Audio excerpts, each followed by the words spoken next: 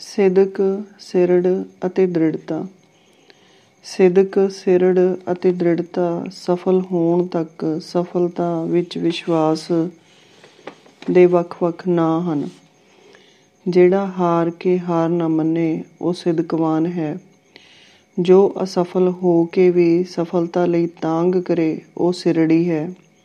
ਜੋ ਆਪਣੇ ਉਦੇਸ਼ ਦੀ ਪੂਰਤੀ ਲਈ ਮੁਸ਼ਕਲਾਂ ਅਤੇ ਮੁਸੀਬਤਾਂ ਦੇ ਸਾਹਮਣੇ ਡਟਿਆ ਰਹੇ ਉਹ ਦ੍ਰਿੜ ਇਰਾਦੇ ਵਾਲਾ ਹੈ। ਸਿਦਕਵਾਨਾਂ ਦੀ ਉਹਨਾਂ ਕਾਰਜਾਂ ਵਿੱਚ ਦਿਲਚਸਪੀ ਹੁੰਦੀ ਹੈ ਜੋ ਸਧਾਰਨ ਲੋਕਾਂ ਲਈ ਅਸੰਭਵ ਹੁੰਦੇ ਹਨ। ਜੇ ਕੋਈ ਕਾਰਜ ਜਿੱਤ ਦੇ ਭਰੋਸੇ ਨਾਲ ਆਰੰਭ ਕੀਤਾ ਜਾਵੇ ਤਾਂ ਅਸਫਲਤਾ ਜਾਂ ਹਾਰ ਵੀ ਜਿੱਤ ਵਰਗੀ ਹੁੰਦੀ ਹੈ, ਕਿਉਂਕਿ ਲੋਕ ਪ੍ਰਸ਼ੰਸਾ ਕਰਦੇ ਹਨ ਕਿ ਜੂਝਿਆ ਬੜੇ ਸਿਦਕ ਨਾਲ ਸੀ। ਸਿਰੜ ਵਾਲੇ ਚਾਨਣੇ ਦੀ ਆਸ ਨਾਲ ਹਨੇਰਿਆਂ ਦਾ ਸਾਹਮਣਾ ਕਰਦੇ ਹਨ। ਜਦੋਂ ਕੋਈ ਵਿਅਕਤੀ ਆਪਣੀ ਕਿਸੇ ਧਾਰਨਾ, ਆਦਰਸ਼ ਜਾਂ ਸਿਧਾਂਤ ਲਈ ਡਟ ਜਾਵੇ ਅਤੇ ਡਟਿਆ ਰਹੇ, ਕਿਸੇ ਕੀਮਤ 'ਤੇ ਨਾ ਵਿਕੇ ਅਤੇ ਨਿੱਜੀ ਪੱਧਰ ਉੱਤੇ ਵੱਡੇ ਘਾਟਿਆਂ ਦੇ ਬਾਵਜੂਦ ਆਪਣੇ ਉਦੇਸ਼ ਵਿੱਚ ਦ੍ਰਿੜ ਰਹੇ ਤਾਂ ਸੰਸਾਰ ਸੋਚਣ ਲੱਗ ਪੈਂਦਾ ਹੈ ਅਤੇ ਸੰਸਾਰ ਨੂੰ ਸੋਚਣਾ ਪੈਂਦਾ ਹੈ ਕਿ ਇਸ ਵਿੱਚ ਕੁਝ ਹੈ ਜੋ ਬਾਕੀਆਂ ਨਾਲੋਂ ਵੱਖਰਾ ਅਤੇ ਨਿਆਰਾ ਹੈ। ਗੁਰੂ ਗੋਬਿੰਦ ਸਿੰਘ ਜੀ ਨਾਲ ਇਵੇਂ ਹੀ ਵਾਪਰਿਆ ਸੀ, ਕਿਉਂਕਿ ਉਹਨਾਂ ਵਿੱਚ ਸਿਦਕ, ਸਿਰੜ ਅਤੇ ਦ੍ਰਿੜਤਾ ਦੇ ਗੁਣ ਸਨ। ਉਹਨਾਂ ਦੇ ਹੱਥ ਵਿਚਲੀ ਤਲਵਾਰ ਜਦੋਂ ਲਲਕਾਰ ਬਣ ਕੇ ਉੱਠੀ ਸੀ ਤਾਂ ਕੁਰਬਾਨੀਆਂ ਦੇਣ ਵਾਲੇ ਸਿਰ ਵੀ ਉੱਚੇ ਹੋ ਗਏ ਸਨ। ਸਿਦਕ ਤੋਂ ਬਿਨਾਂ ਚਾਂਦਨੀ ਚੌਂਕ ਦਾ ਥਾਣਾ ਮੱਥਾ ਟੇਕਣ ਵਾਲੀ ਥਾਂ ਨਹੀਂ ਸੀ ਬਣਨਾ।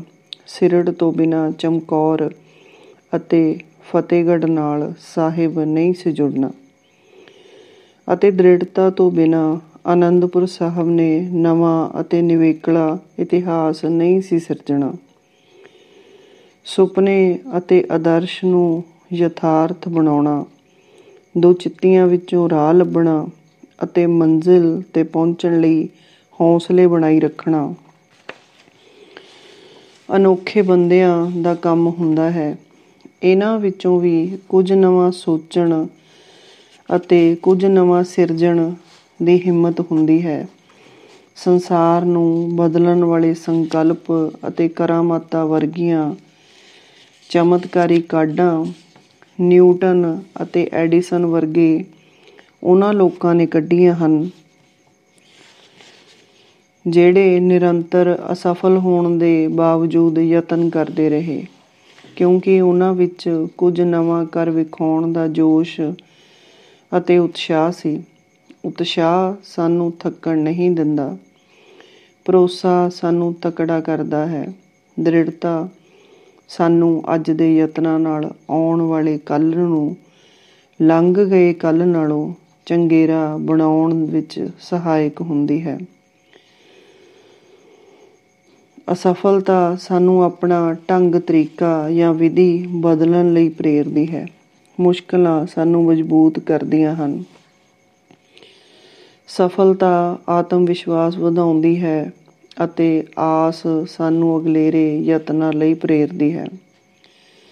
ਸਿਦਕ, ਸਿਰੜ ਅਤੇ ਦ੍ਰਿੜਤਾ ਹਰੇਕ ਸਫਲਤਾ ਦੇ ਬੁਨਿਆਦੀ ਲੱਛਣ ਹਨ।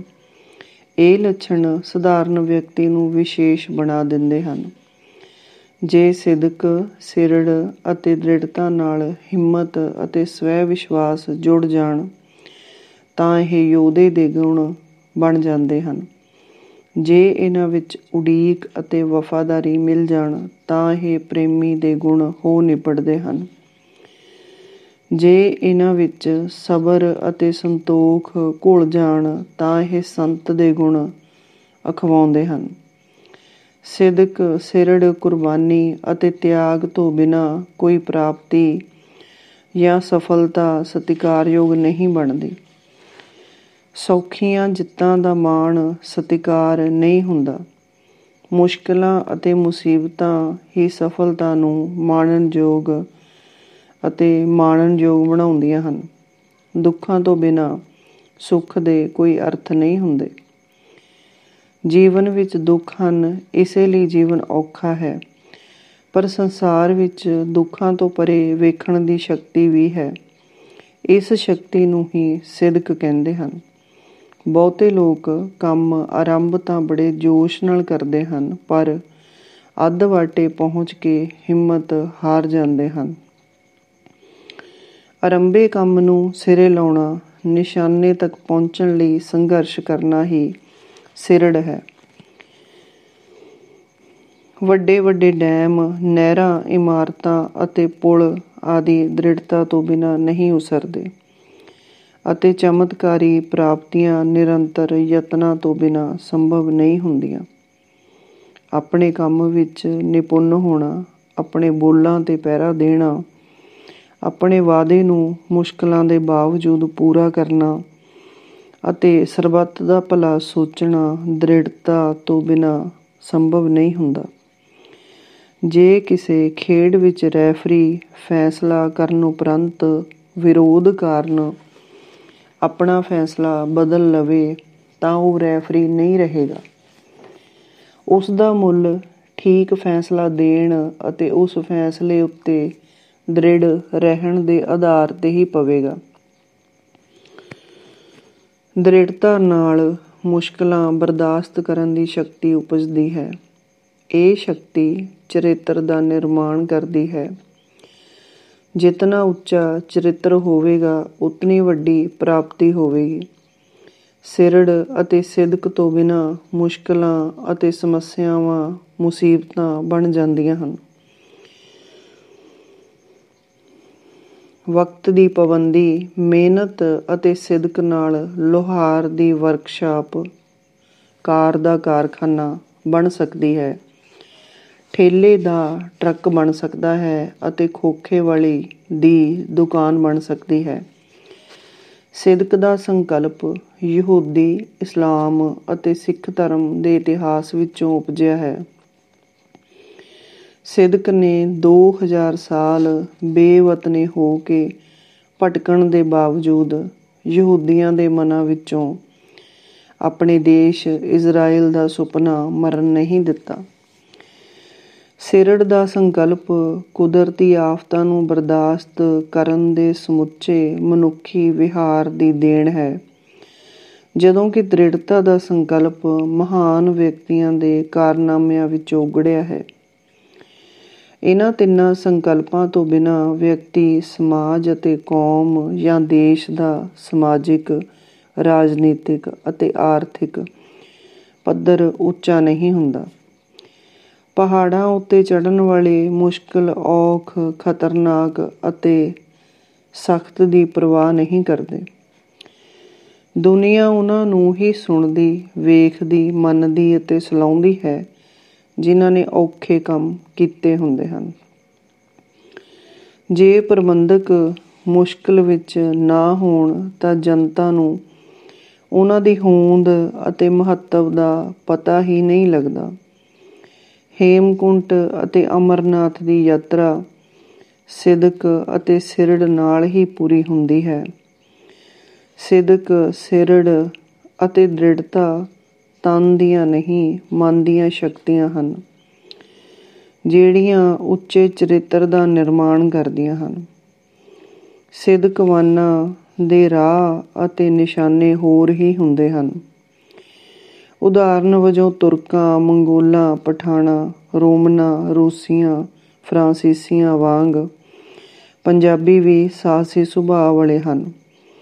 ਇਸ ਸੁਭਾਅ ਕਾਰਨ ਹੀ ਇਹਨਾਂ ਵਿੱਚ ਖੁਸ਼ਹਾਲੀ ਦੀ ਬੇਪਨਾਹ ਰੁਚੀ ਹੈ, ਤੇਜ਼ ਪ੍ਰਵਾਸ ਦੀ ਭਾਵਨਾ ਹੈ, ਸਾਰੀਆਂ ਰੋਕਾਂ ਉਲੰਘ ਕੇ ਨਿਸ਼ਾਨੇ 'ਤੇ ਅੱਪੜਨ ਦੀ ਹਿੰਮਤ ਹੈ, ਵੰਗਾਰਾਂ ਸਵੀਕਾਰ ਕਰਨ ਦੀ ਬਿਰਤੀ ਹੈ, ਈਨ ਨਾ ਮੰਨਣ ਦਾ ਸਿਰੜ ਹੈ, ਮੁਸ਼ਕਲਾਂ ਅਤੇ ਮੁਸੀਬਤਾਂ ਨੂੰ ਖਿੜੇ ਮੱਥੇ ਸਹਿਣ ਦਾ ਜਿਗਰਾ ਹੈ, ਬਾਹਾਂ ਫੈਲਾ ਕੇ ਮਿਲਣ ਅਤੇ ਬੂਹੇ ਖੋਲ੍ਹ ਕੇ ਜਿਊਣ ਦੀ ਆਦਤ ਹੈ। ਇਹ ਸਭ ਕੁਝ ਪ੍ਰਕਿਰਤਿਕ ਚੌਗਿਰਦੇ, ਖੁੱਲ੍ਹੀ ਖੁਰਾਕ, ਪੀਡੇ ਜੁੱਸੇ ਅਤੇ ਭੈ ਮੁਕਤ ਹੋਣ ਕਾਰਨ ਹੈ। ਸਰਦਾਰ ਸ਼ਬਦ ਪੰਜਾਬੀਆਂ ਨੇ ਅਫਗਾਨਾਂ ਤੋਂ ਪ੍ਰਾਪਤ ਕੀਤਾ ਹੈ। ਮਿਸਲਾਂ ਦੇ ਸਮੇਂ ਤੱਕ ਸਿੱਖ ਨੂੰ ਭਾਈ ਕਿਹਾ ਜਾਂਦਾ ਸੀ। 18ਵੀਂ ਸਦੀ ਵਿੱਚ ਨਾਦਰ ਸ਼ਾਹ ਦੁਰਾਨੀ ਅਤੇ ਅਹਿਮਦ ਸ਼ਾਹ ਅਬਦਾਲੀ ਦੇ ਹਮਲਿਆਂ ਵਿੱਚ ਸਿੱਖਾਂ ਦੀਆਂ ਅਫਗਾਨਾਂ ਨਾਲ ਮੁੱਠਭੇੜਾਂ ਹੁੰਦੀਆਂ ਰਹੀਆਂ ਸਨ। ਸਿੱਖ ਬਹਾਦਰ ਸਨ, ਪਰ ਅਫਗਾਨ ਸਿੱਖਾਂ ਨਾਲੋਂ ਵੀ ਬਹਾਦਰ ਸਨ ਅਤੇ ਸਿੱਖ ਅਫਗਾਨਾਂ ਦੀ ਬਹਾਦਰੀ ਨੂੰ ਖਿੜੇ ਮੱਥੇ ਮੰਨਦੇ ਸਨ। ਅਫਗਾਨ ਆਪਣੀ ਟੁਕੜੀ ਦੇ ਮੁਖੀ ਨੂੰ ਸਰਦਾਰ ਕਹਿੰਦੇ ਸਨ। ਸਿੱਖਾਂ ਨੇ ਅਫਗਾਨਾਂ ਦਾ ਇਹ ਸ਼ਬਦ ਅਪਣਾ ਲਿਆ ਅਤੇ ਬਹਾਦਰ ਸਿੱਖ ਨੂੰ ਸਰਦਾਰ ਕਿਹਾ ਜਾਣ ਲੱਗਿਆ। ਅੰਗਰੇਜ਼ਾਂ ਨੇ ਸਰਦਾਰ ਦਾ ਖਿਤਾਬ ਦੇਣਾ ਆਰੰਭ ਕੇ ਇਸ ਸ਼ਬਦ ਦਾ ਸਤਿਕਾਰ ਹੋਰ ਵੀ ਵਧਾ ਦਿੱਤਾ ਸੀ। ਬਹਾਦਰਾਂ ਵਿੱਚ ਨਿਆਂ ਅਤੇ ਅਣਖ ਲਈ ਲੜਨ, ਮਰਨ ਅਤੇ ਜ਼ਬਰ ਨੂੰ ਲਲਕਾਰਨ ਦੀ ਦਲੇਰੀ ਹੁੰਦੀ ਹੈ। ਇਸ ਕਰਕੇ ਇਹਨਾਂ ਵਿੱਚ ਜੀਵਨ ਨੂੰ ਭਰਪੂਰ ਰੂਪ ਵਿੱਚ ਮਾਣਨ ਦੀ ਤਾਂਘ ਅਤੇ ਸ਼ਿੱਦਤ ਵੀ ਹੁੰਦੀ ਹੈ। ਸੋਹਣੀਆਂ ਇਸਤਰੀਆਂ ਬਹਾਦਰਾਂ ਦੀਆਂ ਪਤਨੀਆਂ ਹੋਣ ਵਿੱਚ ਮਾਣ ਮਹਿਸੂਸ ਕਰਦੀਆਂ ਹਨ। ਬਹਾਦਰ ਉਹਨਾਂ ਦਰਿਆਵਾਂ ਵਿਚਕਾਰ ਵਸਣ ਵਾਲੇ ਲੋਕ ਹੁੰਦੇ ਹਨ ਜਿਨ੍ਹਾਂ ਦਰਿਆਵਾਂ ਦਾ ਪਾਣੀ ਸ਼ਰਾਬ ਵਰਗਾ ਹੁੰਦਾ ਹੈ। ਸ਼ਰਾਬ ਹਮੇਸ਼ਾ ਸੋਹਣੀਆਂ, ਸਿਆਣੀਆਂ, ਬਹਾਦਰ ਅਤੇ ਖੁਸ਼ਹਾਲ ਕੌਮਾਂ ਨੇ ਪੀਤੀ ਹੈ। ਸ਼ਰਾਬ ਜਿੱਤ ਦੇ ਜਸ਼ਨ ਦਾ ਭਾਗ ਹੈ, ਪਰ ਜੱਦੋ-ਜਹਿਦ ਅਤੇ ਜਿੱਤ ਤੋਂ ਬਿਨਾਂ ਸ਼ਰਾਬ ਪੀਣੀ ਵਿਭਚਾਰ ਹੈ। ਜੱਦੋ-ਜਹਿਦ ਅਤੇ ਸਫਲਤਾ ਤੋਂ ਬਿਨਾਂ ਸ਼ਰਾਬ ਪੀਣ ਵਾਲਾ ਵਿਅਕਤੀ ਹੀ ਨਹੀਂ, ਕੌਮ ਵੀ ਨਿਰੰਤਰ ਹਾਰਦੀ ਚਲੀ ਜਾਂਦੀ ਹੈ। ਜਿੱਤ ਦਾ ਜਸ਼ਨ ਬਹਾਦਰਾਂ ਨੂੰ ਮਜ਼ਬੂਤ ਬਣਾਉਂਦਾ ਹੈ। ਬਹਾਦਰ ਕੌਮ ਦੇ ਸਾਜ਼, ਸੰਗੀਤ ਅਤੇ ਨਾਚ ਵੀ ਮਜ਼ਬੂਤ ਹੁੰਦੇ ਹਨ। ਬਹਾਦਰ ਵਿਅਕਤੀ ਇਕੱਲਾ ਹੀ ਬਹੁਤ ਸੰਮਤੀ ਵਾਲਾ ਵਾਤਾਵਰਨ ਅਤੇ ਵੱਡੀ ਫੌਜ ਵਾਲਾ ਹੌਸਲਾ ਸਿਰਜ ਲੈਂਦਾ ਹੈ। ਜਿੱਤ ਦਾ ਜਸ਼ਨ ਮਨਾਉਣ ਦਾ ਫਰਾਂਸੀਸੀਆਂ ਦਾ ਅੰਦਾਜ਼ ਸ਼ਾਹਾਨਾ ਮੰਨਿਆ ਗਿਆ ਹੈ। ਫਰਾਂਸ ਨੇ ਹੀ ਸ਼ੈਂਪੇਨ ਨੂੰ ਜਿੱਤ ਅਤੇ ਸਫਲਤਾ ਦੇ ਜਸ਼ਨ ਦੀ ਸ਼ਰਾਬ ਵਜੋਂ ਸਥਾਪਿਤ ਕੀਤਾ ਹੈ। ਜੋਸ਼ੀਲੇ ਜਸ਼ਨ ਹਿੰਮਤ, ਆਸ ਅਤੇ ਉਮੀਦ ਦਾ ਪ੍ਰਗਟਾਵਾ ਹੁੰਦੇ ਹਨ। ਜੋਸ਼ ਹੀ ਹੈ ਜਿਹੜਾ ਸਫਲਤਾ ਨੂੰ ਸਫਲਤਾ ਵਿੱਚ ਪਲਟਾ ਦਿੰਦਾ ਹੈ। ਜੋਸ਼ ਨਾਲ ਅਸੀਂ ਗਰੀਬੀ ਦੀਆਂ ਪੀੜਾਂ ਅਤੇ ਅਮੀਰੀ ਦੇ ਅਕੇਵੇਂ ਤੋਂ ਮੁਕਤ ਹੋ ਜਾਂਦੇ ਹਾਂ। ਜੋਸ਼ ਨਾਲ ਅਸੀਂ ਤਾਰਿਆਂ ਨੂੰ ਵੀ ਨੇੜੇ ਮਹਿਸੂਸ ਕਰਨ ਲੱਗਦੇ ਹਾਂ। ਅੱਖਾਂ ਦੀ ਚਮਕ, ਚਾਲ ਦੀ ਮਟਕ, ਹੱਥ ਦੀ ਮਜ਼ਬੂਤ ਪਕੜ ਅਤੇ ਖਤਰੇ ਮੁੱਲ ਲੈਣ ਦੀ ਦਲੇਰੀ ਜੋਸ਼ ਵਿੱਚੋਂ ਹੀ ਉਪਜਦੀ ਹੈ। ਮੰਜ਼ਿਲ 'ਤੇ ਪਹੁੰਚਣਾ ਅਤੇ ਰਸਤੇ ਦੇ ਨਜ਼ਾਰੇ ਵੇਖਣੇ ਬਾਬਾ ਦੀਪ ਸਿੰਘ ਅਤੇ ਹਰੀ ਸਿੰਘ ਨਲੂਏ ਦੇ ਹਿੱਸੇ ਹੀ ਆਉਂਦੇ ਹਨ। ਸਿਦਕ, ਸਿਰੜ ਅਤੇ ਸਿਦਕ ਕਾਰਨ ਹੀ ਇਹਨਾਂ ਬਹਾਦਰਾਂ ਵਿੱਚ ਬਾਜ਼ਾਂ ਅਤੇ ਸ਼ੇਰਾਂ ਵਾਲੇ ਗੁਣ ਉਪਜੇ ਸਨ। ਸ਼ੇਰ ਅਤੇ ਬਾਜ਼ ਬਲ ਅਤੇ ਸ਼ਕਤੀ, ਨਿਡਰਤਾ ਅਤੇ ਦ੍ਰਿੜਤਾ ਦੇ ਪ੍ਰਤੀਕ ਹਨ।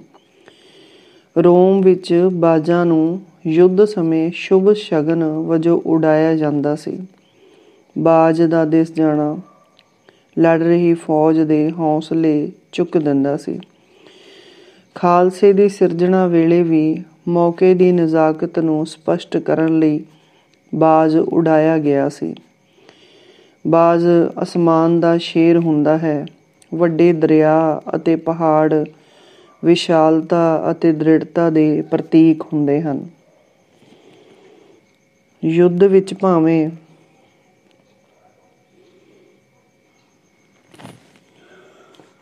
ਵਿੱਚ ਭਾਵੇਂ ਭਿੜਦੀ ਫੌਜ ਹੈ, ਪਰ ਲੜਦਾ ਕੌਮ ਦਾ ਸਿਦਕ ਹੈ। ਸਿਦਕ ਅਤੇ ਸਿਰੜ ਦੇ ਪੱਖੋਂ ਇੱਕ ਛੋਟਾ ਜਿਹਾ ਪਿੰਡ ਸਾਰਾਗੜ੍ਹੀ ਇਤਿਹਾਸ ਦੇ ਪੰਨਿਆਂ ਵਿੱਚ ਬੜੀ ਵੱਡੀ ਥਾਂ ਮੱਲੀ ਬੈਠਾ ਹੈ। ਇਹ ਪਿੰਡ ਅਜੋਕੇ ਪਾਕਿਸਤਾਨ ਵਿਚਲੇ ਕੋਹਾਟ ਜ਼ਿਲ੍ਹੇ ਦੀ ਸਰਹੱਦ ਉੱਤੇ ਸੀ। ਜਿੱਥੇ 6000 ਫੁੱਟ ਦੀ ਉਚਾਈ ਉੱਤੇ ਬਣੀ ਛੋਟੀ ਜਿਹੀ ਗੜ੍ਹੀ ਫੌਜੀ ਨੁਕਤੇ ਤੋਂ ਬੜੀ ਮਹੱਤਵਪੂਰਨ ਸੀ ਅਤੇ ਅੰਗਰੇਜ਼ਾਂ ਨੇ ਇੱਥੇ ਲੋਕ ਹਾਰਟ ਅਤੇ ਗੁਲਿਸਤਾਨ ਦੇ ਕਿਲ੍ਹਿਆਂ ਵਿਚਾਲੇ ਹੋਣ ਕਰਕੇ ਵਜ਼ੀਰ ਕਬੀਲੇ ਦੇ ਲੜਾਕੇ ਕਬਾਇਲਿਆਂ 'ਤੇ ਨਜ਼ਰ ਰੱਖਣ ਲਈ ਸਿੱਖ ਰੈਜੀਮੈਂਟ ਦੇ ਸਿਪਾਹੀ ਨਿਯੁਕਤ ਕੀਤੇ ਹੋਏ ਸਨ। 19ਵੀਂ ਸਦੀ ਦੇ ਮੁੱਕਣ ਤੋਂ 2.5 ਕੁ ਸਾਲ ਪਹਿਲਾਂ ਰਾਤੋਂ ਰਾਤ 10,000 ਕਬਾਇਲਿਆਂ ਨੇ ਇਹ ਗੜ੍ਹੀ ਘੇਰ ਲਈ ਅਤੇ ਗੜ੍ਹੀ ਵਿਚਾਲੇ ਸਿਪਾਹੀਆਂ ਦਾ ਮੁੱਖ ਰੱਖਿਆ ਦਸਤੇ ਨਾਲੋਂ ਸੰਪਰਕ ਟੁੱਟ ਗਿਆ। ਉਸ ਸਮੇਂ ਇਹ ਗੜ੍ਹੀ ਹਵਲਦਾਰ ਈਸ਼ਰ ਸਿੰਘ ਦੀ ਕਮਾਨ ਵਿੱਚ ਸੀ, ਜਿਸ ਨਾਲ ਇੱਕ ਨਾਇਕ, ਇੱਕ ਲਾਸ ਨਾਇਕ ਅਤੇ 18 ਹੋਰ ਸਿੱਖ ਸੈਨਿਕ ਸਨ। ਪਰ ਉਹ ਜਿਸ ਸੂਰਬੀਰਤਾ, ਸਿਦਕ ਅਤੇ ਸਿਰੜ ਨਾਲ ਲੜੇ, ਉਹ ਸਿੱਖ ਰੈਜੀਮੈਂਟਾਂ ਲਈ ਇੱਕ ਸਦੀਵੀ ਯਾਦ ਬਣ ਗਈ। ਉਹਨਾਂ ਇੱਕੀਆਂ ਨੇ 600 ਤੋਂ ਵੱਧ ਵੈਰੀਆਂ ਨੂੰ ਮਾਰ ਕੇ ਚੌਂਕੀ ਨੂੰ ਬਚਾਈ ਰੱਖਿਆ। ਉਹਨਾਂ ਦੀ ਬਹਾਦਰੀ ਦੇ ਵਿਸ਼ਵ ਭਰ ਵਿੱਚ ਚਰਚੇ ਹੋਏ। ਬਰਤਾਨਵੀ ਪਾਰਲੀਮੈਂਟ ਵਿੱਚ ਪ੍ਰਸ਼ੰਸਾ ਕੀਤੀ ਗਈ। ਸੂਰਬੀਰਤਾ ਅਤੇ ਦ੍ਰਿੜਤਾ ਦੇ ਪੱਖੋਂ ਯੂਨੇਸਕੋ ਵੱਲੋਂ ਇਸ ਲੜਾਈ ਨੂੰ ਸੰਸਾਰ ਦੀਆਂ 8 ਮਹਾਨ ਉਦਾਹਰਨਾਂ ਵਿੱਚ ਗਿਣਿਆ ਗਿਆ ਹੈ। ਸਿੱਖਾਂ ਦੀ ਸੂਰਬੀਰਤਾ ਦੀ ਇਹ ਕਹਾਣੀ ਫਰਾਂਸ ਦੇ ਸਕੂਲਾਂ ਵਿੱਚ ਪੜ੍ਹਾਈ ਜਾਂਦੀ ਹੈ। ਇਸ ਅਤੇ ਅਜਿਹੀਆਂ ਹੋਰ ਉਦਾਹਰਨਾਂ ਕਰਕੇ ਸਿੱਖ ਰੈਜੀਮੈਂਟਾਂ ਬਾਰੇ ਮਸ਼ਹੂਰ ਹੈ ਕਿ ਇਹਨਾਂ ਵਿੱਚ ਅਸੰਭਵ ਨੂੰ ਸੰਭਵ ਕਰਨ ਦੀ ਯੋਗਤਾ ਹੈ। ਖੇਤਰ ਕੋਈ ਹੋਵੇ, ਸਿਦਕ, ਸਿਰੜ ਅਤੇ ਦ੍ਰਿੜਤਾ ਤੋਂ ਬਿਨਾਂ ਕੁਝ ਵੀ ਮੁੱਲਵਾਨ ਨਹੀਂ ਉਪਜਦਾ। ਜੇ ਸਿਦਕ ਨਾਲ ਨਾ ਜੂਝਿਆ ਜਾਵੇ ਤਾਂ ਅਕਸਰ ਭੁਲੇਖਾ ਪੈਂਦਾ ਹੈ ਕਿ ਅਸੀਂ ਸ਼ਾਇਦ ਜਿੱਤ ਗਏ ਹਾਂ, ਪਰ ਝੱਟ ਮਗਰੋਂ ਹੀ ਸਾਬਤ ਹੋ ਜਾਂਦਾ ਹੈ ਕਿ ਇਹ ਭੁਲੇਖਾ ਹੀ ਸੀ। ਕਿਸਮਤ ਅਤੇ ਸਬੱਬ ਦੀ ਸਿਦਕਵਾਨਾਂ ਦੇ ਪੱਖ ਵਿੱਚ ਹੁੰਦੇ ਹਨ। ਸਿਦਕਵਾਨਾਂ ਦੇ ਇਰਾਦੇ ਹੀ ਤਲਵਾਰਾਂ ਅਤੇ ਤੋਪਾਂ ਹੁੰਦੀਆਂ ਹਨ। ਸਿਦਕ, ਸਿਰੜ ਅਤੇ ਦ੍ਰਿੜਤਾ ਦਾ ਸਪਸ਼ਟ ਪ੍ਰਗਟਾਵਾ ਪਹਿਲਾਂ ਯੁੱਧ ਦੇ ਮੈਦਾਨ ਵਿੱਚ ਹੁੰਦਾ ਸੀ, ਹੁਣ ਵਿਸ਼ਵ ਪੱਧਰ ਦੀਆਂ ਖੇਡਾਂ ਵਿੱਚ ਹੁੰਦਾ ਹੈ। ਕਈ ਖੇਡਾਂ ਮੁਹਾਰਤ ਦੀ ਪਰਖ ਕਰਦੀਆਂ ਹਨ, ਜਿਨ੍ਹਾਂ ਵਿੱਚ ਅੱਖ ਦੀ ਫੁਰਤੀ ਅਤੇ ਹੱਥ ਦੀ ਚੁਸਤੀ ਪਰਖੀ ਜਾਂਦੀ ਹੈ। ਕਈ ਖੇਡਾਂ ਸਾਡੀ ਸਰੀਰਕ ਸਮਰੱਥਾ ਨਾਲ ਸੰਬੰਧਿਤ ਹੁੰਦੀਆਂ ਹਨ, ਜਿਨ੍ਹਾਂ ਲਈ ਲੰਮੀ ਸਿਖਲਾਈ ਅਤੇ ਨਿਰੰਤਰ ਅਭਿਆਸ ਦੀ ਲੋੜ ਹੁੰਦੀ ਹੈ। ਨਿਸ਼ਾਨਾ ਲਾਉਣਾ, ਦੌੜਨ, ਛਾਲ ਮਾਰਨ, ਭਾਰ ਚੁੱਕਣ, ਨੇਜਾ ਸੁੱਟਣ ਆਦਿ ਦੇ ਮੁਕਾਬਲੇ ਖਿਡਾਰੀਆਂ ਦੇ ਸਿਦਕ ਅਤੇ ਸਿਰੜ ਤੋਂ ਇਲਾਵਾ ਇਕਾਗਰਤਾ, ਮਨੋਬਲ, ਸਵੈ ਕਾਬੂ ਆਦਿ ਦੀ ਪਰਖ ਵੀ ਕਰਦੇ ਹਨ। ਖੇਤਰ ਕੋਈ ਵੀ ਹੋਵੇ, ਸਿਖਰਾਂ ਨੂੰ ਛੂਹਣ ਦੇ ਯਤਨ ਜਾਰੀ ਹਨ। 16 ਸਾਲ ਦੀ ਉਮਰ ਵਿੱਚ ਐਵਰੈਸਟ ਫਤਿਹ ਕਰਨੀ, ਅਟਲਾਂਟਿਕ ਸਾਗਰ ਨੂੰ ਇਕੱਲਿਆਂ ਤੈਰ ਕੇ ਪਾਰ ਕਰਨਾ, ਗੁਬਾਰੇ ਵਿੱਚ ਨਿਰੰਤਰ 40,000 ਕਿਲੋਮੀਟਰ ਉੱਡਣਾ, 24 ਘੰਟਿਆਂ ਵਿੱਚ 80,000 ਪੌਦੇ ਲਾਉਣੇ, ਇੱਕ ਦਿਨ ਵਿੱਚ 150 ਕਿਲੋਮੀਟਰ ਪਿਛਲ ਪੈਰੀ ਦੌੜਨਾ, ਇਕੱਲਿਆਂ ਅੰਟਾਰਕਟਿਕਾ ਗਾਉਣਾ, ਇੱਕ ਸਾਲ ਵਿੱਚ 25,000 ਕਿਲੋਮੀਟਰ ਦੌੜਨਾ ਸਿਦਕ ਅਤੇ ਦ੍ਰਿੜਤਾ ਤੋਂ ਬਿਨਾਂ ਸੰਭਵ ਨਹੀਂ ਸਨ ਹੋ ਸਕਦੇ। ਉਸਦੇ ਸਿਰੜ ਨੂੰ ਕੀ ਕਹੀਏ, ਜਿਸ ਨੇ ਵੀਲ ਚੇਅਰ ਵਿੱਚ ਸੰਸਾਰ ਦਾ ਚੱਕਰ ਲਾਇਆ ਹੈ। ਧਰਮ ਦੇ ਵਿਸ਼ਾਲ ਖੇਤਰ ਵਿੱਚ ਵੀ ਸਿਦਕਵਾਨਾਂ ਦੀਆਂ ਕਈ ਵੰਨਗੀਆਂ ਹਨ। ਨਾਭਾ ਰਿਆਸਤ ਵਿੱਚ ਮਹਾਨ ਕੋਸ਼ ਦੇ ਲੇਖਕ ਭਾਈ ਕਾਨ੍ਹ ਸਿੰਘ ਨਾਭਾ ਦੇ ਪਿਤਾ ਬਾਬਾ ਨਾਰਾਇਣ ਸਿੰਘ ਨੂੰ ਸਾਰਾ ਗੁਰੂ ਗ੍ਰੰਥ ਸਾਹਿਬ ਕੰਠ ਸੀ ਅਤੇ ਉਹ ਬਿਨਾਂ ਉੱਠੇ, ਬਿਨਾਂ ਕੁਝ ਖਾਧੇ ਪੀਤੇ ਇੱਕ ਹੀ ਬੈਠਕ ਵਿੱਚ 27 ਘੰਟਿਆਂ ਵਿੱਚ ਸੰਪੂਰਨ ਅਖੰਡ ਪਾਠ ਕਰਿਆ ਕਰਦੇ ਸਨ। ਇਸ ਨੂੰ ਅਤ ਅਖੰਡ ਪਾਠ ਕਿਹਾ ਜਾਂਦਾ ਸੀ। ਉਹ ਹਰ ਮਹੀਨੇ ਨੇਮ ਨਾਲ 4 ਪਾਠ ਕਰਦੇ ਸਨ। ਵੇਖਣ ਵਾਲੀ ਗੱਲ ਇਹ ਹੈ ਕਿ ਉਹਨਾਂ ਨੇ ਕਿਤਨਾ ਲੰਮਾ ਅਭਿਆਸ ਕੀਤਾ ਹੋਵੇਗਾ ਅਤੇ ਉਹਨਾਂ ਦਾ ਆਪਣੇ ਆਪ ਉੱਤੇ, ਆਪਣੇ ਸਰੀਰ ਉੱਤੇ, ਆਪਣੇ ਮਨ ਉੱਤੇ ਕਿਤਨਾ ਦ੍ਰਿੜ ਸਵੈ ਕਾਬੂ ਸੀ। ਸਿਦਕ, ਸਿਰੜ ਅਤੇ ਦ੍ਰਿੜਤਾ ਮਨੁੱਖੀ ਵਿਹਾਰ ਦੇ ਸਦਗੁਣ ਹਨ, ਜਦੋਂ ਕਿ ਹੱਠ, ਜਿੱਦ ਅਤੇ ਅੜੀ ਇਹਨਾਂ ਹੀ ਗੁਣਾਂ ਦੇ ਕੋਝੇ ਰੂਪ ਹਨ। ਕੈਕਈ ਹੱਠ ਦੀ, ਹਰਨਾਖਸ਼ ਜਿੱਦ ਦਾ ਅਤੇ ਰਾਵਣ ਅੜੀ ਦੇ ਪ੍ਰਤੀਨਿਧ ਹਨ। ਅਜੇ ਤੱਕ ਕਿਸੇ ਨੇ ਆਪਣੀ ਧੀ ਦਾ ਨਾਂ ਕੈਕਈ ਜਾਂ ਪੁੱਤਰ ਦਾ ਨਾਂ ਹਰਨਾਖਸ਼ ਜਾਂ ਪੋਤੇ ਦਾ ਨਾਂ ਰਾਵਣ ਨਹੀਂ ਰੱਖਿਆ। ਮਹਾਨ ਕਾਰਜ ਅਤੇ ਉੱਚੇ ਆਦਰਸ਼ ਸਿਦਕ ਅਤੇ ਸਿਰੜ ਨਾਲ ਹੀ ਸਿਰੇ ਚੜ੍ਹਦੇ ਹਨ, ਜਦੋਂ ਕਿ ਨੀਵੇਂ ਮਨਸੂਬਿਆਂ ਲਈ ਜਿੱਦ ਅਤੇ ਅੜੀ ਵਰਤੀ ਜਾਂਦੀ ਹੈ। ਸਿਦਕ ਹਰੇਕ ਪੱਖਪਾਤ ਨੂੰ ਜਿੱਤ ਲੈਂਦਾ ਹੈ। ਸਿਦਕਵਾਨਾਂ ਵਿੱਚ ਹੌਸਲਾ ਵਧੇਰੇ ਨਹੀਂ ਹੁੰਦਾ, ਡਰ ਘੱਟ ਹੁੰਦਾ ਹੈ। ਸੰਕਟ ਵਿੱਚ ਚਰਿੱਤਰ ਉਪਜਦਾ ਨਹੀਂ, ਉਗੜਦਾ ਹੈ। ਸਮੁੰਦਰੀ ਤੂਫਾਨ ਵਿੱਚ ਘਿਰਿਆ ਹੋਇਆ ਜਹਾਜ਼ ਜਾਂ ਬੇੜਾ ਸੰਕਟ ਦੀ ਅਤੀ ਗੰਭੀਰ ਉਦਾਹਰਨ ਹੈ, ਪਰ ਮਲਾਹਾਂ ਦੇ ਸਿਦਕ ਅਤੇ ਸਿਰੜ ਨਾਲ ਜਹਾਜ਼ ਬਚ ਜਾਂਦੇ ਹਨ। ਇਸ ਲਈ ਅਖਾਣ ਬਣਿਆ ਹੈ, ਸਿਦਕ ਦੇ ਬੇੜੇ ਪਾਰ। ਜਦੋਂ ਵੀ ਕੋਈ ਮਨੁੱਖ ਚੰਗਾ, ਸਰਬੱਤ ਦੇ ਭਲੇ ਵਾਲਾ ਕੰਮ ਕਰਦਾ ਹੈ ਤਾਂ ਸਰੀਰ ਆਪ ਮੁਹਾਰੇ ਵਧੇਰੇ ਸ਼ਕਤੀ ਉਪਜਦਾ ਹੈ ਅਤੇ ਚੰਗੇ ਕੰਮ ਲਈ ਸਾਡੀ ਤਾਕਤ ਵੱਧ ਜਾਂਦੀ ਹੈ। ਉੱਚੇ ਇਰਾਦੇ ਸਾਨੂੰ ਸ਼ਕਤੀਸ਼ਾਲੀ ਬਣਾਉਂਦੇ ਹਨ, ਜਦੋਂ ਕਿ ਨੀਵੇਂ ਇਰਾਦਿਆਂ ਵਿੱਚ ਥਕਾਵਟ ਅਤੇ ਪਰੇਸ਼ਾਨੀ ਹੀ ਉਪਜਦੀ ਹੈ।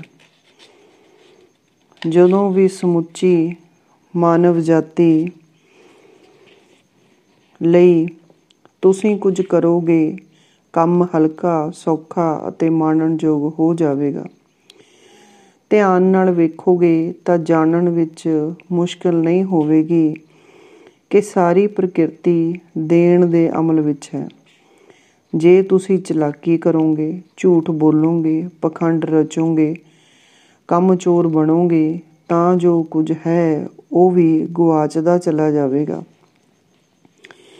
ਹੰਢਣਸਾਰ ਪਰਿਵਰਤਨ ਸਿਦਕ, ਸਿਰੜ ਅਤੇ ਦ੍ਰਿੜਤਾ ਤੋਂ ਬਿਨਾਂ ਨਹੀਂ ਵਾਪਰਦੇ। ਲਿੰਕਨ ਨੇ ਜੋ ਕੁਝ ਕੀਤਾ ਸੀ ਉਹ ਕੇਵਲ ਉਹੀ ਕਰ ਸਕਦਾ ਸੀ। ਬੂੰਦ ਵਿੱਚ ਸਾਗਰ ਹੋਣ ਦੀ ਇੱਛਾ ਕਦੇ ਨਹੀਂ ਮਿਟੇਗੀ।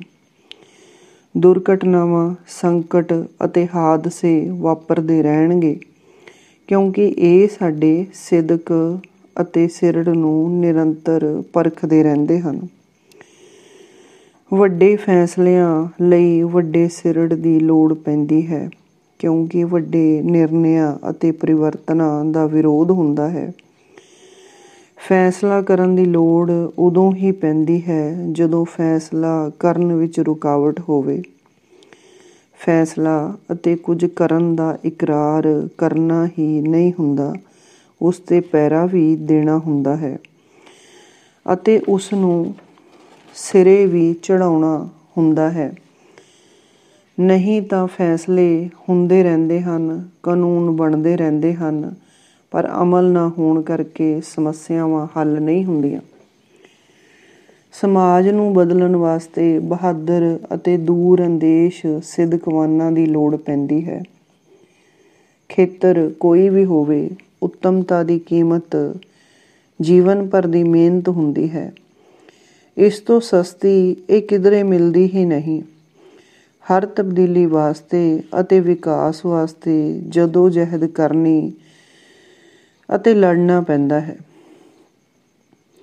ਮਿਹਨਤ ਲੜਨ ਦੀ ਹੀ ਇੱਕ ਕਿਸਮ ਹੈ। ਮਨੁੱਖ ਨੇ ਜੋ ਕੁਝ ਮੁੱਲਵਾਨ ਪ੍ਰਾਪਤ ਕੀਤਾ ਹੈ ਉਹ ਨਿਰੰਤਰ ਹੀ ਕੀਤਾ ਹੈ। ਉਦਾਹਰਨ ਵਜੋਂ ਤੇਜ਼ ਚੱਲਣ ਦੀ ਇੱਛਾ ਵਿੱਚੋਂ ਸਾਈਕਲ ਦੀ ਕਾਢ ਨਿਕਲੀ। ਰਾਤਾਂ ਜਾਗਣ ਵਾਲਿਆਂ ਨੇ ਤਾਰਾ